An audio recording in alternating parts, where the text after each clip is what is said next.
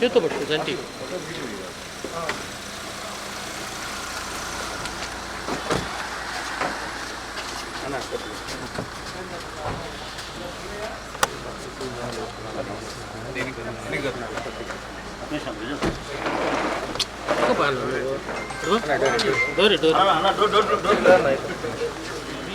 వెనక్కి జరిగాను వైర్లో ఉన్నాయి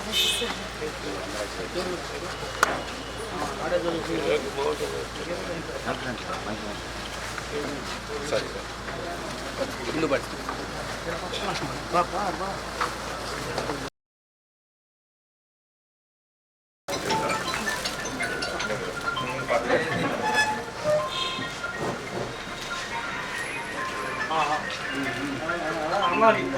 ఎవ్వరికీ అన్యాయం జరగదు మా పార్టీలో. ఈ మేరకు అవసరమైతే ఆ మేరకు మార్పిడులు చేసే కార్యక్రమం జరుగుతుంది. 175 నియోజకవర్గాల్లో అభ్యర్థులు గెలిపే లక్ష్యంగా పెట్టుకొని మార్పులు చేస్తున్నారు, జరగటం జరుగుతుంది. కానీ ఎక్కడన్నా ఒక అభ్యర్థిని పెట్టినందువల్ల అక్కడ పార్లమెంట్ అభ్యర్థికి ఇబ్బందికర పరిస్థితి ఉంటే అది మళ్ళీ అధ్యక్షుడు గారితో మాట్లాడి దాన్ని ఏదైనా మార్పులు చేర్పులు సయోధ్య చేసుకునే కార్యక్రమానికి పార్టీ పెద్దలు ఎప్పుడూ తయారుగానే ఉంటారు. ఆయనతో కూడా నేను కూడా మాట్లాడటం జరిగింది.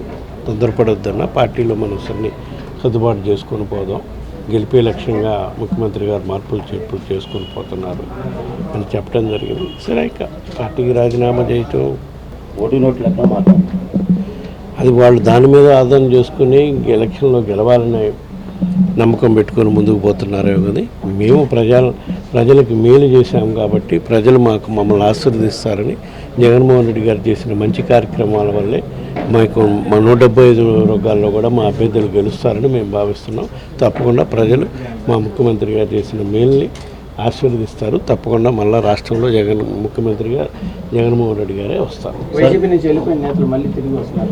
చూస్తున్నారు కదమ్మా, ఎవరన్నా. అందుకే నేను ఇందాక అంటున్నాను, మీరు ఇందాక ప్రభాకర్ రెడ్డి గారు పోయారు అంటే ఇదివరకు కూడా 2-3 నాయకులు పోయారు, మళ్ళీ వాళ్ళు వెనక్కి రావటం జరిగింది కొంతమంది.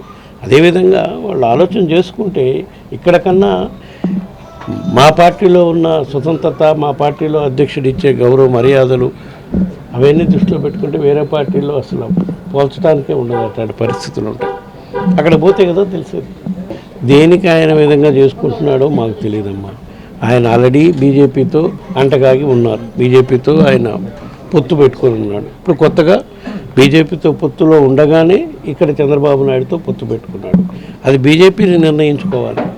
జనసేన వాళ్ళతో ఉందా, చంద్రబాబు నాయుడుతో ఉందా, వాళ్ళు ముగ్గురు కలిసి వచ్చినా సరే మాకేం ఇబ్బంది లేదు. మేము ప్రజలు మా పక్క ఉన్నారని మేము అపారంగా నమ్ముతున్నాం. ప్రజలకు జరిగిన మేలుని మమ్మల్ని గెలిపిస్తాం.